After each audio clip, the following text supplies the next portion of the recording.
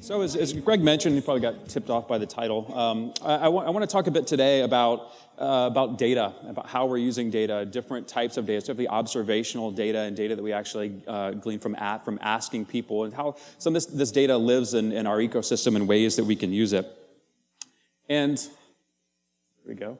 I want to start with sort of a question, which is it seems like a silly question, but it's a question that I'm being asked more and more, which is, why do we need to ask? Well, that's what we do as market researchers, right? We ask questions, but with all this data, with this big data, get your buzzword bingo cards out. I'm the first person to say big data. Ryan didn't get it. He got the other ones. Why do we need to actually ask these questions? And so this is really one of the fundamental things that I want to talk about today. And as I was thinking about this, I was trying to think about how did we get here? How do we get here as an industry? And how do we start to observe more? And I started thinking about how did I get started in the industry? And I think about, I got started in the industry as an ethnographer. I'm a social scientist by academic training, and then I actually came over to the dark side of market research. But when I first started, it was interesting to me because as a social scientist, I had to think, like if I want to understand something, if I want to understand a ritual, for example, I, of course, would want to observe it. I had to observe it. I had to see what's going on. If I really want to understand what's going on, I have to talk to the people who are involved, too. I'd have to do both of those things. When I came over to start doing market research, I had to explain to my clients why, if we wanted to understand how someone is shopping for cough medication, that it makes sense to actually observe their behavior and understand what they're doing, why that context mattered, why I want to ask them certain questions in context and things like that. And so, the sort of observation, I think, takes a number of forms in market research, and the observational data has really, has become more part of the fold in broader market research, sort of getting away from the ethnography that I used to do. I don't live in that world anymore. So my world has changed a little bit. I think the market research world has changed a lot. When we used to have, more data coming at us, like that was cool. We have more data, but what did that mean? Well, it meant more cost. It meant more time. And so while it was great to have, additional data, it also caused us more trouble, perhaps, than it was actually worth. Well, now, this is not really the case anymore. Not only do we have all sorts of types of data, but the way that we can go about accessing this data, processing it, more buzzwords, machine learning and AI to apply to this data, to get the data at speed, really allows, this observational data to be done at scale. It does make a lot of really interesting things possible. So when thinking about observational data, maybe I'll just define it really quick. What do I mean by observational data? Observational data essentially mean any data that you're collecting without actively engaging with a person. This can be offline data. It could be like, ethnography stuff I'm talking about. We're not really talking about at the beginning. We're not really talking about that here. A lot of this is digital data that you're getting from, mobile applications and from, and PC usage. Could be stuff that you're getting from your CRM or your loyalty data, purchase data. It could be coming from, market research panel data as well. So a number of different sources of observational data. And if you look at this sort of, Nexus hub thing in the middle, you could think about that as being a data exchange or a DMP. That's buzzword of the future. Give it a year or two. Where this data can come together and be accessed and used. And so again, why this rise in observational data? I sort of talked about the first 2 points a little bit already. One is that we have more and more data. Data becomes more accessible. Also, the tech to process the data has made it so we can actually grapple with it. I don't have to be a data scientist to deal with this data. I probably need a data scientist to do, but I don't have to be one myself. And there are tools in place to automate a lot of this stuff for me, which is a great thing for someone who's not a data scientist like me. And two other points. One is challenges, I think, of reaching the right people. This is something that is increasingly problematic. I'm feeling like, well, if I want to actually talk to these people, how do I actually reach them? Maybe make your surveys mobile friendly. Maybe make them surveys you actually want to take. I had to get that in here somewhere. I know you've only heard me say that 1,000 times. But that is a challenge. Sometimes people are reaching to observational data because they feel like that's a better way to get at it. Also, some of the shortcomings of direct questioning. As mentioned in the prior presentation, there's a lot of interesting work that's being done around System 1, for example, because we know that people are poor predictors of their own behavior in some cases, that there's certain things that they can't say and they won't say, so trying to think about ways around that. Well, System 1 approaches, and there's again, a lot of interesting stuff going on here, is one way to do that. Looking at observational data is another way to do that as well. And so with observational data and all that we can do with it, so why ask?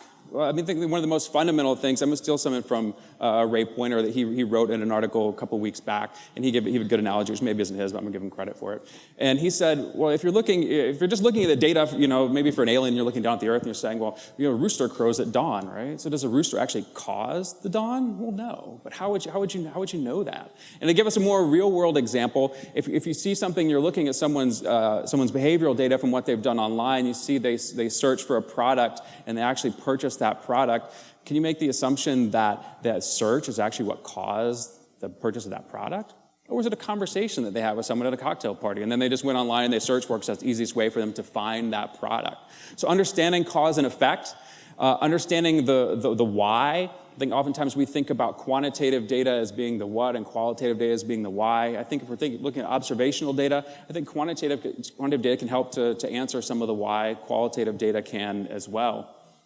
Also, to uncover nuance, I think that this observational data is really can be a treasure trove, but also understanding more what's going on really requires asking oftentimes, and it can give us more accurate data. I said just a second ago that people have trouble answering certain types of questions. Maybe it's not great to ask people certain types of questions, but other questions it is. So I think in some cases asking actually does get us more accurate data, and I'll give an example of that in a minute.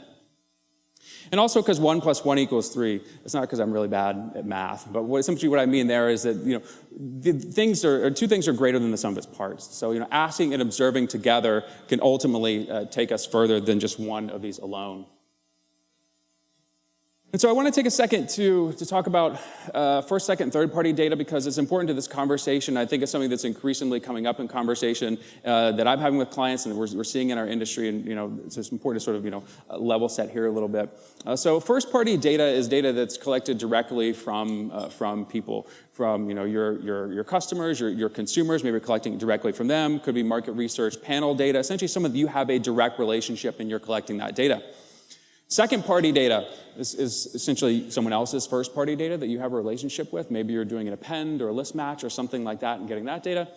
Third-party data is where it becomes a little bit more interesting. It's where all of this data comes together, aggregated from various sources, sometimes modeled then, and then the data is usually sold on an exchange, used for a number of different purposes, oftentimes for ad targeting and for marketing and activation, and increasingly for research. And third-party data is where it gets interesting. I'm not trying to say there's no place for third-party data. There is a big, huge place for third-party data, but I think it's important to understand if your data is really fit for purpose. Understand what the data that you're getting, what is it supposed to be used for.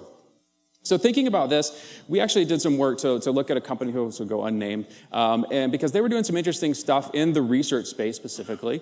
And one of the things that they were sort of championing is that you don't really need to ask demographic questions.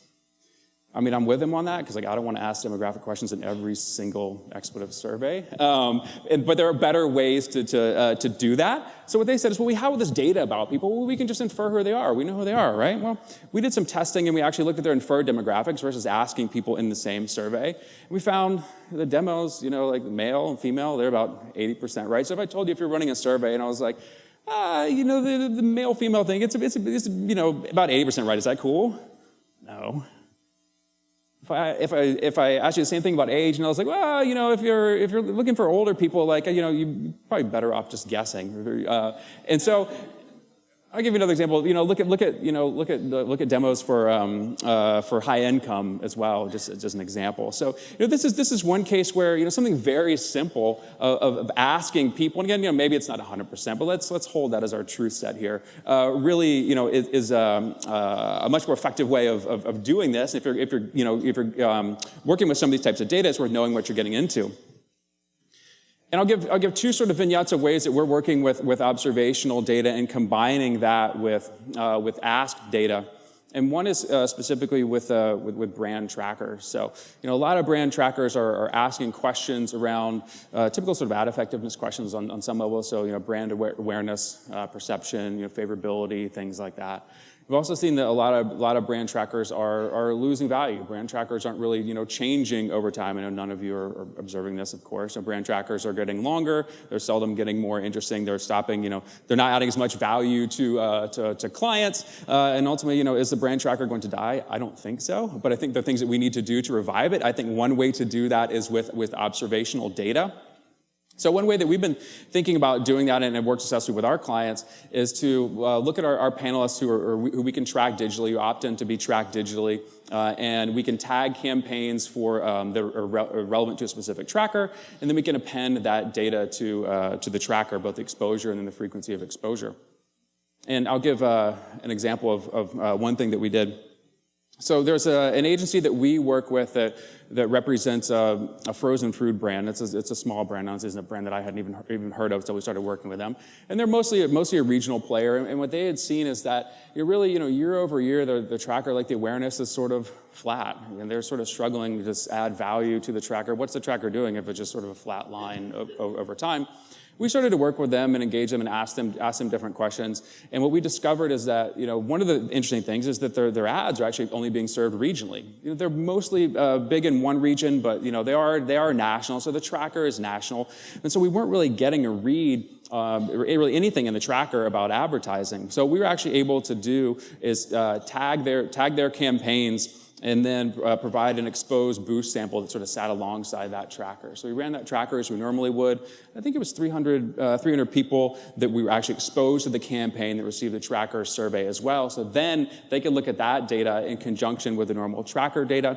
They could get a read on the creative. They then actually opened up some more business for them because they could start to work with them on how they refine that creative and ultimately optimize their ad spend. And it was really through bringing this observed data and asked or engaged data together that they were able to bring life back to their tracker again. And I want to give another example of ad effectiveness here, still thinking about this world. And ad effectiveness world is interesting because observation is really at the very core. A lot of work that we do, especially if we're thinking about digital advertising. We're using cookies to understand if someone was exposed to something. A lot of new technology too. Look at smart TVs. Even look at geolocation on mobile devices. Look at audio content and recognition. Other ways to track people digitally to know if they were exposed to an ad. Well, with some channels that's harder to do than others. There's no digital tracking for magazines yet. Maybe soon there will be a chip in there that we can understand if you flipped a page and how long you looked at the page and all that stuff. Not quite there yet. So we do things like ask opportunity to see questions. So we might ask about if they had read a magazine during a certain time period. We do this a lot with we do it with out of home. We do a lot with TV as well. And TV is the example that I want to give here because it's an interesting example of how technology is sort of changing how we do ad effectiveness there. And so traditionally, and we still do, we ask these questions about, we watching this channel, this time, this show, things like that, and try to hone in on what someone's doing. We ask them, typical questions, sort of brand funnel type questions. But there are other ways to do this through ACR, audio content recognition, through smart TVs to actually observe this behavior. So we ran a pilot with a company who uses smart TV data to see if someone was exposed. So really, thinking about tracking that in a similar way that we track online ad effectiveness. And we found the results were quite different. We're working with our client, and traditionally we'd be asking these opportunities to see these OTS questions. And we looked at the delta in the study with these four key metrics. We found the delta was a lot higher with OTS. And I'm not presenting this because I want to really go into depth about why it was higher. I'll give some hypotheses, but the point is that it was different. And using this new technology was different, and the data was different. And so, we planned this and we ran it in parallel, sort of an exploratory thing with our client, and started to dig in with them and understand some of the differences. It's not a matter of right and wrong, but it's a matter of understanding those differences. So, is there bias in the data because the sample is only coming from smart TV users versus all users, potentially? Some, challenges around could someone else in the household be watching the TV? And so therefore we're tracking them. We're asking questions on an individual level. So we're continuing to refine how we approach this and how we merge observed and asked data. And so let me leave you with four sort of free points of advice. One goes back to the example that I gave earlier of I spent a lot of time in different parts of the grocery stores and drugstores and all that stuff when I was an ethnographer. And one of the most interesting things I learned is that if you watch people shop, and you watch them shop the cough cold section, it's a bunch of people who are like disoriented and groggy, and they're sick, and they're trying to figure out like, what the heck is this thing? And they're taking their grubby little sick hands and like grabbing the products and reading them. So never grab that first product that's sitting on the shelf, because that's the same thing like all the sick people have been coming in and looking at. And so I think the analogy is sort of fit. It's the same thing with data. So like just the most accessible, maybe it's the cheapest or easiest data to get, is maybe not the best data for you. It's also worth thinking about contraindications. So I mean, if you're buying this product and you can take this product, but you can't take it with this product, that's worth knowing too. Otherwise, obviously bad things can happen. So you need to know where your data comes from. You need to know what's in it, and you need to know how to use it, how not to use it, what other types of data to not use it with. I'd also say that sometimes you need to mix things smartly, not just willy-nilly. You need to mix things together to treat all of your symptoms the same way that we can with this types of data. I think with observed and asked data, oftentimes data integration really, it is your friend. It's combining these two things that really bring power out of both. And then lastly, test to see what works for you. If you're going to take a medication, it might work for your friend, it might not work for you. It's the same thing with data. Especially when you're trying new technologies, it's worth testing, it's worth refining, and it's worth continuing to explore and move forward. That is all the advice I have. Yeah.